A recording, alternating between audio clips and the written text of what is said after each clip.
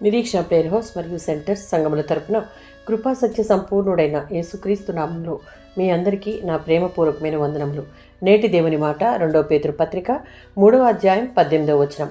యేసుక్రీస్తు అనుగ్రహించు కృపయందును జ్ఞానమందును అభివృద్ధి పొందుడి. ఈ పత్రికలో అపోస్తులుడైన పేతురు విశ్వాసులను అబద్ధ బోధకుల నుండి జాగ్రత్తగా ఉండమని హెచ్చరిస్తూ ఉన్నాడు.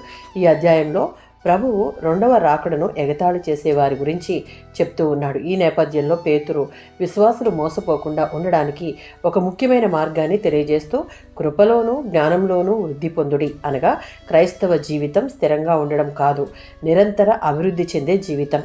కృపయందు వృద్ధి పొందుట అనగా దేవుని కృపను ఎక్కువగా అనుభవిస్తూ ఆయనపై ఆధారపడుతూ జీవించడం అంటే ఆత్మీయంగా ఎదగడం అని.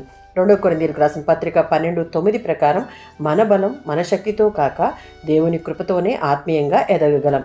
జ్ఞానమందు అభివృద్ధి పొందుట అనగా ఇక్కడ జ్ఞానం అంటే కేవలం సమాచారం కాదు, యేసుతో వ్యక్తిగత సంబంధంలో ఎదగడం.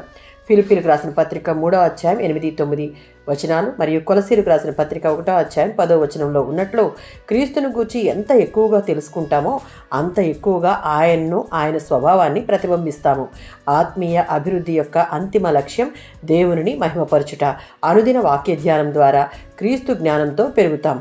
దేవునితో నిత్య సహవాసం చేయుట ద్వారా ప్రార్థనా జీవితంలో ఎదుగుతాం.